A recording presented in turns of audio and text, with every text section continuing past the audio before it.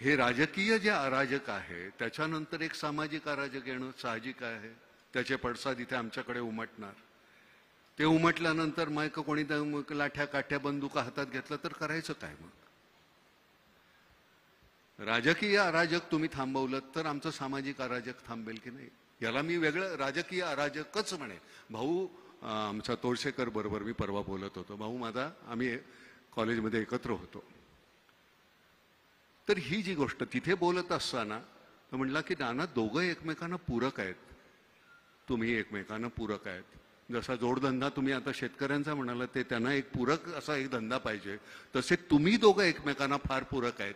एक अतिशय छान धोरणी आहे तुमचा. तुम्हाला खरं सांगतो, हा माणूस जो आहे हा इतकं मुद्देसूद बोलता तुम्ही. बरं तिथं चंचू प्रवेश सुद्धा करता येत नाही की काहीतरी खोट काढता येईल का? इतकं छान सुंदर असं छान बोलू शकता तुम्ही. म्हणजे त्याच्याबद्दल वाद नाही. खरं सांगतो, भावनेचा लवलेश नसतो तिथं. 1.5% भावना आणि 98.5% तुमचं अगदी असं विशद केलेलं असतं. त्याच्या विरुद्ध हा माणूस आहे. त्यांचं फक्त भावनिक असतं, कारण त्यांचं सगळं इथून वेडात दौडले वीर मराठे सात तसं त्यांचं आहे. त्यामुळे त्यांचा गमतीचा काय हे छान समन्वय आहे तुमच्या दोघांचा. त्याच्यातून आम्ही म्हणजे मला कुठलंही सरकार असेल मला सगळेच चांगले दिसतात. त्याचं कारण वाईटामध्ये चांगलं शोधायची सवय आहे. पण तुमच्याकडनं खरंच काहीतरी छान काहीतरी अपेक्षा आहे आम्हाला सगळ्यांना. काहीतरी सगळंच चांगलं मिळेल आणि त्याची खात्री आहे, नुसती अपेक्षा नाही आहे. एका जिल्ह्यापुरता एक कलेक्टर पुरतो का? मुंबईमध्ये आपले 2 आहेत, पण मुंबईत जिल्हे 2 आहेत का? अच्छा, हां. आमच्या कृषी पंडित तुमचे जे आहेत ते कुठे दिसत नाही. तो आमच्या शेतकऱ्यांना आमच्या पारंपरिक गोष्टी करत असताना आपल्या इतकी शेतकी विद्यापीठं आहेत, पण आमचे कृषी पंडित आमच्या शेतकऱ्यांना मार्गदर्शन करताना कधी कुठे दिसत नाहीत. तर त्याच्याबद्दल जर काही तुम्हाला करता आलं तर त्या संदर्भात तुम्ही करावं. फक्त एकच आहे की मला गंमत आहे की आम्ही चव्हाट्यावर सुद्धा कधी इतकी शिवराळ भाषा वापरली नाही. इतकं छान शिवराळ पद्धतीनं ऐकायला मिळतं ना हल्ली. मला इतकं बरं वाटतं. वा वा वा वा, आपल्यापेक्षा काय हे काही फारसं काही वेगळं नाही आहे. किती शिवराळ भाषा. म्हणजे एक तुम्ही, मला असं वाटतं की मी ज्यावेळी बोलतो त्यावेळी माझा शब्दप्रयोग जे आहेत, मी कुठल्या शब्दाचं नियोजन करतो त्याच्यात माझी संस्कृती दिसते, संस्कार दिसतात. तर ते वापरत असताना गलिच्छातला गलिच्छ शब्द मी किती वापरू शकतो? तर त्याची एक परिसीमा असते, ती तेवढी आपल्याला सांभाळायला हवी. ती नाही सांभाळली तर आम्ही आमच्या नवीन मुलांसमोर, शाळेतल्या कॉलेजमधल्या मुलांसमोर कुठले आदर्श ठेवणार आहोत? त्याच्यावर काही तुम्ही नियम नीती नियम काही आहेत? आम्ही तर माझ्याकडून तर तुम्हाला कधी ऐकायला आलं नसेल. मला ते बोलताच येत नाही पातळी सोडून. नाही नाही, तुमच्याबद्दल नाही, मी एकूणच बोलतोय. मी एकूणच म्हणतोय फडणवीस साहेब की त्याला एक साधनशुद्धता. आम्ही रस्त्यावर एखादी गोष्ट चुकीची केली की तुम्ही आम्हाला शिक्षा घडवता. सिग्नल तोडला, अमुक केलं तमुक केलं. तुम्ही काय केलं तर आम्ही तुमच्याबद्दल काय करायचं? अनपार्लमेंटरी शब्दाचा उपयोग ज्यावेळी तुम्ही करता त्यावेळी तुम्हाला, आता तुमच्या मिसेस जाताना म्हणली चांगलं खोदा त्यांना. म्हटलं तुम्ही करताय ते कमी आहे का? आत्ता त्या मला जाताना म्हणाल्या. पण मी तर खरं सांगतो की हे तुम्ही ज्यावेळी चुकीचं बोलता आम्हाला नाही का वाईट वाटत? आम्हाला नाही का त्याचा त्रास होत की आम्ही कुणाच्या हातामध्ये सत्ता दिलेली आहे हे आमच्यावर? बरं, सत्ता म्हणजे तुम्ही लोकसेवक आहात हो, तुम्ही राज्यकर्ते नाही आहात. आम्ही तुम्हाला निवडून दिले कारण आम्हाला आमच्यामध्ये तेवढी पात्रता नाही आहे. आम्ही नाही करू शकत हा कारभार. आम्ही तुम्हीच चालवा आमच्यासाठी, आणि तो आमच्यासाठी चालवत राहा. एकनाथराव तुम्ही नुसती म्हणाल होत्या, बोला. नाही, अगोदर तुम्ही जे म्हणालात ना ते 2.5 वर्षाच्या पूर्वी आपल्याला जाणवलं असेल. पण आम्ही 3 महिन्यानंतर, आम्ही राज्यकर्ते नाही, शासन प्रमुख नाही, आम्ही या राज्यातल्या जनतेचे सेवक म्हणून काम करणार आहोत. सेवक म्हणून नाही, त्याची खात्री आहे. म्हणूनच हे इतकं मी सहजपणे बोलतोय. गंमत काय माहिती, पण जनतेमध्ये आम्ही जेव्हा जातो तेही काही लोकांना पटत नाही, रुचत नाही. त्याला काय करायचं? नाही, गंमत काय झाली माहितीये का त्या दिवशी, फडणवीस साहेब, आम्ही एक अशी सहज कुठेतरी गोष्टी ऐकत असताना एक गोष्ट छान ऐकली बरं का.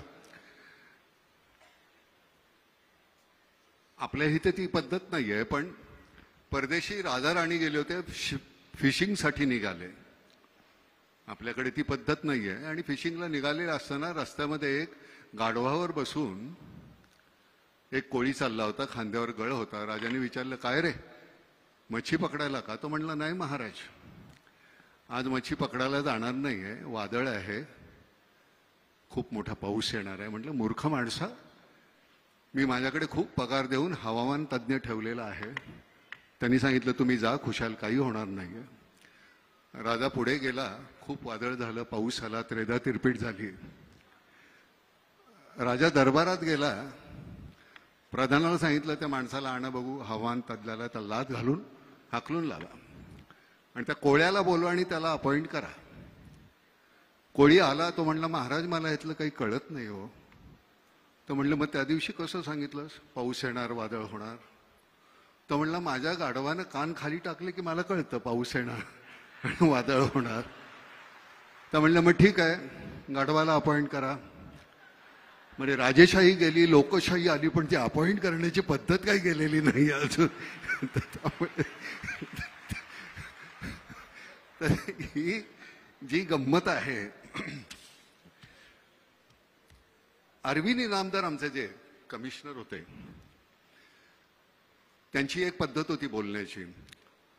या देवा, कसं काय देवा, काय काय आणू का तुम्हाला, काय देवा. त्यांच्याशी बोलताना एक दिवस ते म्हणाले, नाना मला काही कळत नाही, आमच्या पोलीस खात्यातल्या लोकांना, काही मंडळी ना, सगळ्यांना नाही, पण ते का पैसे खावेसे वाटतात. अहो, आम्हाला जेवढा पगार मिळतो का नाही, तो खर्च होत नाही हो. त्या माणसाची, म्हणजे शेवटपर्यंत अरविंद इनामदारांच्या घरी ब्लॅक अँड व्हाईट टीव्ही होता, अरविंद इनामदार गेले तेव्हा सुद्धा.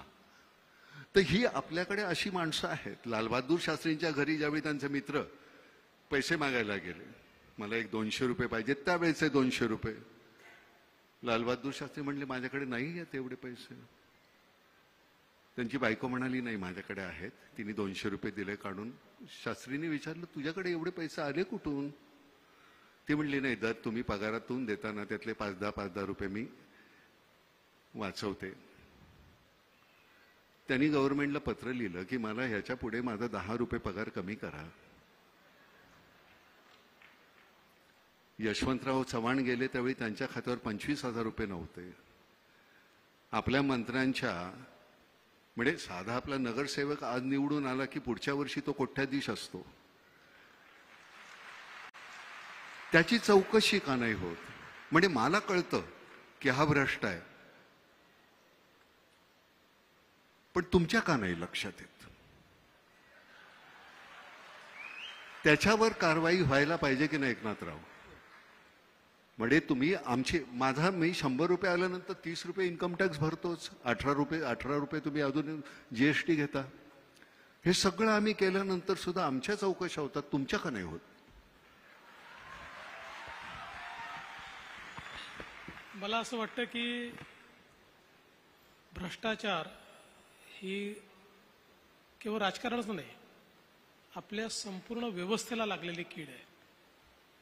आणि दुर्दैवाने ही संपवायची असेल तर खूप सामूहिक प्रयत्न करावे लागतील. याचं कारण असं आहे की आपण बघा, भ्रष्टाचाराकरता जेलमध्ये जाऊन आलेले, अनेक प्रकरणांमध्ये अडकलेले असे लोक थंपिंग मेजॉरिटीने निवडून येतात. त्यांना लोक वारंवार निवडून पाठवतात आणि मग त्यातनं समाजामध्ये भ्रष्टाचाराबद्दल कुठलाही तिरस्कार तयार होत नाही.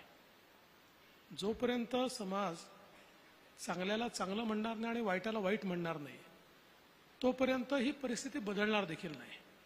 आणि म्हणून मला असं वाटतं की एक सामूहिक प्रयत्न आपल्या सगळ्यांना करावा लागेल. उदाहरणार्थ, अनेक वेळा आम्हाला लोक विचारतात की का हो तुम्ही इतके गुन्हे आणि कसं त्यांना तुम्ही तिकीट देता? तर आम्हाला त्याला सांगावं लागतं की बाबा, त्याच्यावर गुन्हे आहेत पण तोच निवडून येतो आणि दुसऱ्याला मी खूप चांगला, साळसूत, सुंदर, स्वच्छ टिकाऊ, त्याला उभं केलं डिपॉझिट चाललंय त्याचं. त्यामुळे राजकीय नेते केवळ हे बदलू शकत नाही, समाजाला बदलावं लागेल. आणि केवळ समाजावर टाकूनही चालणार नाही, राजकीय नेत्यांना देखील हे परिवर्तन झालं पाहिजे असं वाटावं लागेल. मला असं वाटतं की मोदीजी आल्यानंतर काही प्रमाणात हे सुरू झालंय. याला वेळ लागेल, कीड लागली आहे, पण हळूहळू ही कीड आपण दूर करू. कीटकनाशक तयार होत आहे, ते कीटकनाशक हळूहळू ही कीड नक्की दूर करेल असं मला विश्वास आहे. धन्यवाद मालक. बाकी आपण सगळ्या विषयावर बोलतच असतो नेहमी. फॅमिली प्लॅनिंग ह्या विषयावर आपण कधीच बोलणार नाही का? 135 करोड व्हायला आले, जमीन तेवढीच, सोर्सेस तेवढेच. उद्या माझ्याकडे काही नसेल आणि तुम्ही खात असाल तर मी ओरबाडून घेणार. ही जर लोकसंख्या सीमित असेल तर ते ह्या गोष्टी टाळता येतील. तर हा अतिशय जाणीवपूर्वक घेण्याचा, जसं आपण काश्मीरमधले निर्णय घेतले तसा हा एक निर्णय घ्यायला नको का? मला असं वाटतं घेतला पाहिजे, हा गरजेचा आहे. केवळ आपल्याला चीनच्या पद्धतीने नाही, आपल्या भारतीय पद्धतीने हा निर्णय करावा लागेल. आपण काही प्रमाणात लोकांना जास्त मुलं होणं हे इन्सेंटिव्हाइज केलं आहे, पण त्यापेक्षा अधिक करावं लागेल. याचं कारण ज्या वेगानं लोकसंख्या वाढते आणि विशेषतः जे लोक लोकसंख्येवर कंट्रोल ठेवत आहेत ते हळूहळू मूर्ख ठरतील, कारण त्यांची संख्या कमी होत जाईल आणि मग लोकशाहीमध्ये कमी संख्येवाल्याला कोणी विचारत नाही. आणि म्हणून कुठेतरी ही सक्ती आणावीच लागेल. लोकसंख्या नियंत्रित करण्याकरता सगळ्यांना सक्ती ही करावीच लागेल.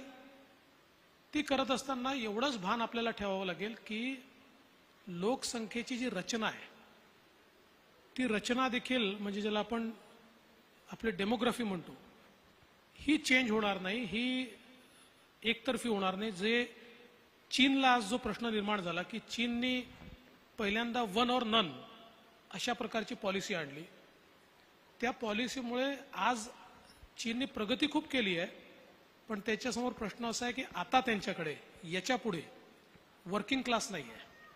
आता अवलंबून असलेले लोक अधिक आहेत आणि त्यांच्याकरता जे काम करू शकतील असे लोक कमी आहेत.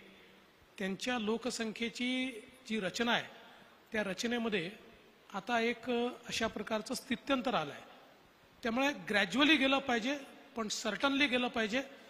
आणि उद्याला हे काही मी कुठल्या माझ्या पक्षाचं मत वगैरे मांडत नाही, वैयक्तिक मला जर कोणी विचारलं की लोकसंख्या नियंत्रणाकरता कायदा आणला पाहिजे का, तर मी म्हणेन आणला पाहिजे. धन्यवाद. समान नागरी कायदा यायला हवा का? प्रत्येकाला एकच कायदा? समान नागरी कायदा आपल्या संविधानाने डायरेक्टिव्ह प्रिन्सिपल ऑफ स्टेट पॉलिसीमध्ये सगळ्या राज्यांवर जबाबदारीच टाकली आहे, संविधानानेच टाकली आहे समान नागरी कायद्याची. तर गोव्याचे मुख्यमंत्री या ठिकाणी आहेत. गोवा सध्या एकमेव राज्य असं आहे की जिथे समान नागरी कायदा आहे, अस्तित्वात आहे. आता उत्तराखंडमध्ये देखील येतोय. काही लोक काय करतात, समान नागरी कायदा म्हटल्याबरोबर त्याचे चुकीचे अर्थ लोकांमध्ये जाऊन सांगतात. आता समान नागरी कायदा आला म्हणजे तुमचं आरक्षण जाणार आहे, मग शेड्यूल कास्टला आरक्षण मिळणार, काही संबंध नाही. समान नागरी कायद्याचा अर्थ एवढाच आहे की आज आमचे सक्सेशनचे कायदे वेगळे आहेत, आमचे जन्माचे कायदे वेगळे आहेत, आमचे लग्नाचे कायदे वेगळे आहेत, सगळ्या प्रकारचे वेगळे कायदे आहेत. एक देश, एक समाज, एक कायदा, अशा प्रकारे हा समान नागरी कायदा ज्यावेळेस डॉक्टर बाबासाहेब आंबेडकरांनी संविधान लिहिलं त्यावेळेस त्यांना अपेक्षित होतं आणि म्हणूनच त्यांनी संविधानात डायरेक्टिव्ह प्रिन्सिपल ऑफ स्टेट पॉलिसीमध्ये लिहिलंय की राज्य हा प्रयत्न करेल की समान नागरी कायदा आणला पाहिजे. अजून आपण आणू शकलो नाहीये, पण आला पाहिजे आणि येईल.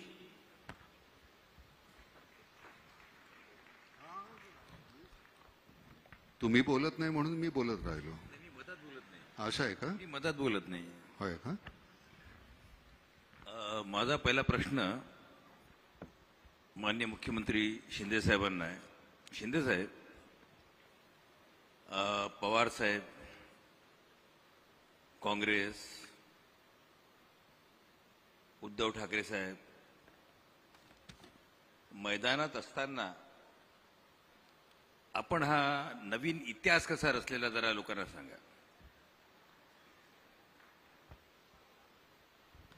आता 3 महिन्यापूर्वी तो इतिहास घडलेला आहे. खरं म्हणजे मगाशी नाना म्हणाले की बोलता बोलता माझ्याबद्दल ते काय वेडात मराठे वीर दौडले सात काय. खरं म्हणजे जेव्हा अगदी पाणी डोक्यावरून जातं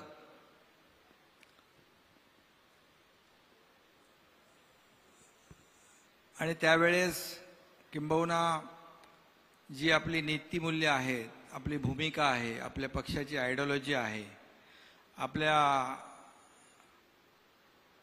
ज्या पक्षात आम्ही लहानाचे मोठे झालो ते आमचे आदरणीय बाळासाहेबांची भूमिका, बाळासाहेबांचे विचार, बाळासाहेब काय काय म्हणाले ते आजही आपण त्यांच्या भाषणाच्या ऑडिओ व्हिडिओ क्लिप पाहतो. आणि जेव्हा असंगाशी संघ होतो, एक अनैसर्गिक काही गोष्टी घडतात, त्या मनाला न पटणाऱ्या असतात. आणि मग त्यावेळेस तुम्ही म्हणालात हे कसं केलं. मी तसं बघायला गेलो तर एक छोटा कार्यकर्ता आहे आणि समोर फार मोठी ताकद, शक्ती, यंत्रणा सगळंच होतं.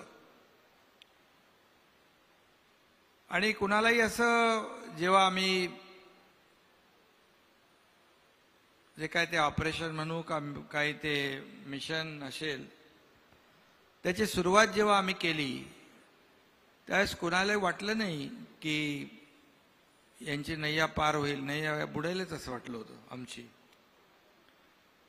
कारण एकीकडे सगळंच होतं आणि मलाही वाटलं नाही की याच्यामध्ये काय होईल काय माहीत नाही. परंतु माझ्याबरोबर जे माझे सहकारी आमदार होते त्यांना दररोजचा जो काही त्रास होत होता, त्यांच्या मतदारसंघामध्ये असेल, अधिकारी असतील, त्यांच्या मतदारसंघात मतदारांना त्यांनी शब्द दिलेला ती कामं असतील, हे सगळं जेव्हा असह्य होऊ लागलं, आघाडीतले जेव्हा नेते त्यांच्या मतदारसंघामध्ये नारळ फोडू लागले, निवडून आलेला आमदार आमचा आणि पराभूत झालेला आमदार त्यांचा, तिथे त्यांना जाऊन मदत करणे, उद्घाटन करणे, भूमिपूजन करणे, पुढचा आमदार राष्ट्रवादीचाच, पुढचा आमदार काँग्रेसचाच जाहीरपणे सांगणे, ह्या सगळ्या गोष्टी जेव्हा घडू लागल्या त्यावेळेस आमदारांनी मला वारंवार ते सांगत होते. आता काही आमदार सांगतात की मी, काही म्हणतात की एकनाथ शिंदे घेऊन गेला, पण इकडे उलट झालेलं आहे. त्याला माझ्या बाजूला बसलेले देवेंद्रजी साक्षीदार आहेत. आणि जेव्हा असह्य झालं, पुढचं जेव्हा त्यांचं राजकीय जे काही करिअर आहे तेच त्यांचं धोक्यात आलं. आणि काही गोष्टी ज्या आहेत सहन करण्याची एक मर्यादा असते, तो तिथपर्यंत माणूस मर्यादेत सहन करू शकतो. वारंवार देखील आम्हाला काय असं काय जे आम्ही केलं त्याचं काय आम्हाला खूप आनंद आणि खूप आनंदाच्या उकळ्या फुटल्यात नाना असं नाही आहे. ज्या पक्षामध्ये आम्ही इतके वर्ष काम केलं, जे रक्ताचं घाम म्हणजे रक्त आटवलं, घाम गाळला, आयुष्यभर फक्त पक्ष एके पक्ष, नेता एके नेता, आणि कधी कुठेही घरादाराचा त्याची पर्वा केली नाही. घरातून निघाल्यानंतर पुन्हा घरी येऊ की याची शाश्वती नसायची.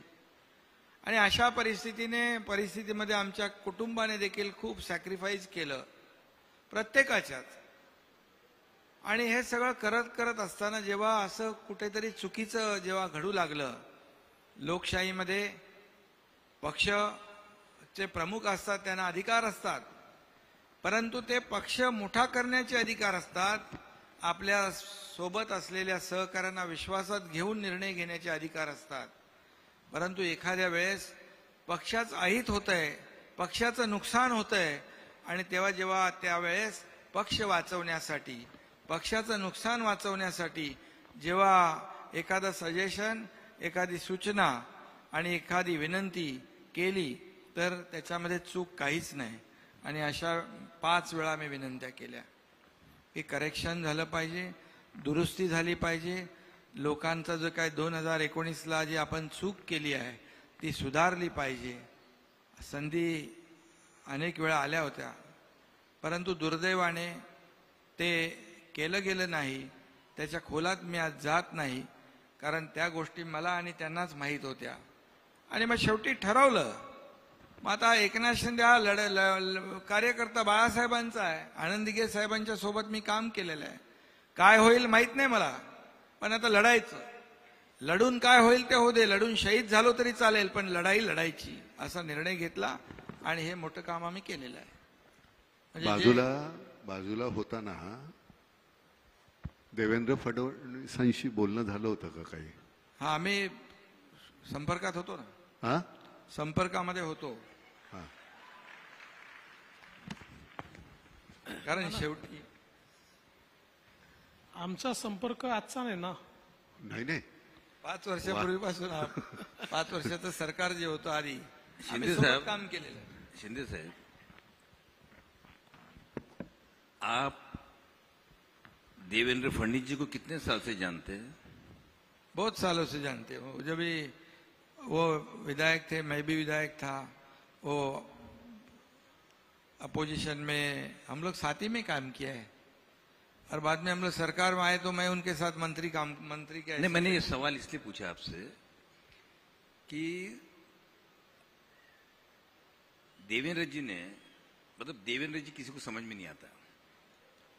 उनके पेट में क्या है, वो क्या करना चाहते हैं, उनके चेहरे पे भी पता नहीं चलता. हे शरदरावांबद्दल बोलायचं लोक पूर्वी. नहीं, आपका अनुमान गलत है. आता शरदराव जे आहेत, शरदराव जे आहेत, नानांनी बरोबर सांगितलं. तर जे मोठमोठाले इथे राज्यकर्ते आहेत, विशेष रूप से जैसा इन्होंने शरदराव जी का नाम लिया, शरदराव जी है, कांग्रेस है, शिवसेना है, इनको समझ में भी नहीं आया कि कब ये चलेंगे करके. देखो, इसमें क्या विश्वास की बात है, और मैं एक बार किसको विश्वास दिलाता हूं वो पूरा करता हूं. कमिटमेंट एक बार मैंने करने के बाद, कमिटमेंट मैं जब कमिटमेंट करता हूं तो मैं खुद की भी नहीं सुनता हूं. तो इस पे से एक सवाल मेरे दिमाग में ये आया कि कमिटमेंट की जो बात कही आपने, मुंबई ये देश की आर्थिक राजधानी है. देश विदेश के लोग यहां पर आते हैं, लेकिन इस शहर की व्यवस्था ऐसी है कि यहां के रास्ते अगर आप ढूंढने जाओगे तो बिना खड्डे का एक भी रास्ता नहीं मिलेगा. तो मैं ये जानना चाहता कि इस खड्डे में कौन सी पार्टी खत्म होंगी और कौन सी पार्टी जिंदे रहेगी. नहीं, इसके आपने जो सवाल पूछा है बहुत ही बराबर सवाल पूछा है, क्योंकि पिछले कई सालों से ये मुंबई के खड्डे जो है लोगों को तकलीफ दे रही है. आप भी बहुत छापते हो वो खड्डे, 3000 खड्डे हैं, फिर 1000 खड्डे दुरुस्त हो गए, मीडिया भी दिखाती है सब. लेकिन मैं आपको कहूंगा, जब हमारी सरकार बन गई, पहले मैंने क्या काम किया, मैंने कमिश्नर चहल को बुलाया. मैं बोले भाई कितने किलोमीटर रोड है, बोले 1900 किलोमीटर रोड है. तो बोले ये क्यों खड्डे हो रहे, पैसे नहीं क्या, बोले है पैसे. तो बोले इसको कंक्रीट के क्यों नहीं करते हो, तो बोले करते हैं ना हम लोग हर साल 50 किलोमीटर. भाई क्यों, डामर के रास्ते करते हो, हर साल खड्डे होते हैं, फिर रिपेयरिंग होता है. क्या कॉन्ट्रैक्टर लोगों के लिए आप दुरुस्ती का काम करते हो क्या, रिपेयर का काम. तो बोले नहीं. तो मैं बोला ऐसा करो, अभी आप 500 किलोमीटर के रोड कंक्रीट के ले लो. बोले कितने पैसे लगेंगे, मैं पूछा. बोले 5,500 करोड़. बोले ले सकते हैं पैसे, बोले है. तो बोले ठीक है, 450 किलोमीटर के रोड कंक्रीट के उन्होंने ले लिए. उसके टेंडर प्रोसेस भी शुरू हो गई है. और मैंने कहा फिर बाकी के रास्ते कब करोगे. बोले, मैं बोला उनको मार्च में आप बचे हुए जो रास्ते हैं मतलब टोटल 100% उसके भी आप टेंडर निकालो। क्या पैसे नहीं है? बोले है। तो अभी आपको बताऊंगा, अगले 2 साल में पूरे मुंबई के शहर के रास्ते आपको एक भी खड्डा नहीं दिखेगा, पूरे कंक्रीट के रोड हो जाएंगे, पूरे कंक्रीट के रोड हो जाएंगे। तो एकनाथ साहब एक काम करना, जिनको टेंडर दे रहे हैं जो कॉन्ट्रैक्टर है 5 साल के लिए उनके पास से लिख के ले लो। बिल्कुल वो कंडीशन डाला है उनमें, वो भी कंडीशन। एक जो सीएम साहब ने बताया, आपने बहुत अच्छा सवाल पूछा। यहाँ महानगर पालिका में लोकल कॉन्ट्रैक्टर जो है वो क्वालिफाई होता था, पर एलएनटी और टाटा नहीं होते थे। अभी सीएम साहब ने एलएनटी टाटा जैसों को क्वालिफाई किया, ग्रेट। और अब वो काम करेंगे। बड़ी कंपनी काम करेगी, क्वालिटी काम करेगी और समय पे काम करेगी। शिंदे साहब 2 सवाल है, एक सवाल आपके लिए और एक देवेंद्र जी के लिए। ये जो धनुष्य बाण जो है ये कहाँ रहेगा? म्हणजे हा जे आपलं धनुष्य बाण ते कुठे राहील? धनुष्यबाण देखिए, मेरिट से हमारे को कोई किसी को कई बार किसी को बोलने की भी जरूरत नहीं है। मेरिट से धनुष्यबाण जो है बाळासाहेबांची शिवसेना, आमची बाळासाहेबांची शिवसेना म्हणून काल डिक्लेअर केले। हा बाळासाहेबांची, अरे शिंदे बिंदे जाऊ दे, बाळासाहेबांची शिवसेना याला महत्व आहे आणि ते निवडणूक आयोगाने काल मान्य केलेलं आहे। आता ही पोटनिवडणूक मध्ये लागली, नाहीतर धनुष्यबाण बाळासाहेबांच्या शिवसेनेलाच मिळायला पाहिजे, मिळाला असता। याचं कारण 55 पैकी 40 आमदार हे आमच्याकडे सोबत आहेत आणि त्यांची मतांची आकडेवारी 39 लाख होते आणि 18 पैकी 12 आमदार शिवसेनेचे, 12 खासदार आमच्या सोबत आहेत, त्यांच्या मतांचे आकडे आहेत 69 लाख। म्हणजे 70% पेक्षा जास्ती मेजॉरिटी आमच्याकडे आहे। त्यामुळे बाय मेरिट धनुष्यबाण हा आम्हालाच मिळाला पाहिजे आणि तो पुढे मिळेलच। मी जे बघतोय कालपासून अन्याय झाला, कोण गळे काढतोय, परंतु निवडणूक आयोगाने जे गोठवलं चिन्ह त्यालाही जबाबदार विरोधी पक्षातले लोक आहेत, कारण त्यांना वारंवार संधी दिली की तुम्ही तुमचे कागदपत्र द्या, कागदपत्र द्या, कागदपत्र द्या, पण 4 वेळा वेळ वाढवून मागितली। म्हणजे तुमच्याकडे कागदपत्र डॉक्युमेंट नाहीत म्हणून तुम्ही वेळ मागितलं। आता मला काल समजलं की जे डॉक्युमेंट जे ॲफिडेव्हिट आहेत नाना 5000 बोगस ॲफिडेव्हिट पण मिळालेले आहेत, पोलिसांनी पकडलेत ते। आणि म्हणून मेरिटवर आम्ही कुणावरही, आम्हाला कुणाचं काही नुकसान नाही करायचं, पण बाय मेरिट जे इतर अगोदर 3-4 वेळा देखील अशा प्रकारे चिन्ह फ्रीज केलेले आहेत, बरोबर ना। आणि ही पोटनिवडणूक मध्ये लागल्यामुळे ती प्रोसेस त्यांना करता आली नाही, परंतु नक्की करतील। आणि ते धनुष्यबाण जे चिन्ह आहे, कारण शेवटी लोकशाहीमध्ये मेजॉरिटीला महत्व आहे, मेजॉरिटी ज्याच्याकडे आहे त्याच्याबरोबरच ते सगळ्या निर्णय होत असतात। म्हणजे फायनली या पोटनिवडणुकीनंतर शिवसेना आणि धनुष्यबाण आपल्याकडे राहील का? आमची बाळासाहेबांची शिवसेना तर आलेलीच आहे हो। आणि आम्ही बाळासाहेबांची शिवसेना, बाळासाहेबांचे विचार, भूमिका म्हणून आम्ही चाललोय। आता समोर कुठली कंपनी आली आहे माहित नाही मला, पण धनुष्यबाण हा नियमानुसार आम्हाला मिळेल, कारण लोकशाहीमध्ये बहुमताला महत्व आहे, लोकशाहीमध्ये घटना आहे, नियम आहे, कायदा आहे। कायद्याच्या बाहेर आम्हाला काहीच नको आहे आणि आम्ही कायद्याच्या विरुद्ध कुठलंही काम केलं नाही। म्हणून तर कोर्टाने देखील जे काही निर्णय दिलेला आहे तो कायद्याप्रमाणे दिलाय, मेजॉरिटी प्रमाणे दिलाय, आम्ही त्याचा आदर केलेला आहे। माननीय देवेंद्र जी, सवाल ऐसा है, ये सवाल मेरे मन में रणवीर सिंह को देख के आया कि आपने जब मुख्यमंत्री थे तब कहा था कि दिन ब दिन हमारे हॉलीवुड जो है से बॉलीवुड सशक्त होते जा रहा है, टेक्नोलॉजी या सब दृष्टि से। मगर रोज ऐसी खबरें आती कि मुंबई का वर्चस्व कम होते हुए कई अलग अलग राज्यों के अंदर फिल्मों की डिमांड कर रहे लोग, उनको कंसेशन दे रहे, 1 विंडो एजुकेशन अपना सुविधाएं दे रहे हैं। तो अभी भी आपको ऐसा लगता है कि मुंबई में हॉलीवुड से जबरदस्त बॉलीवुड बन जाएगा हमारा? देखिए, यूनिवर्सिटी तो कई बनी, पर ऑक्सफोर्ड और कैम्ब्रिज वही है, उसको कोई खत्म नहीं कर पाया। तो मुंबई एक नेचुरल इकोसिस्टम है, मुंबई में एक नेचुरल टैलेंट है। कुछ समय के लिए आप एक ऐसा वातावरण पैदा कर सकते हो कि भाई कभी साउथ में हो सकता है, कभी नॉर्थ में हो सकता है, लेकिन मुंबई का कोई मुकाबला नहीं है। हाँ, ये जरूर है कि हम लोग कॉम्प्लेसेंट नहीं हो सकते।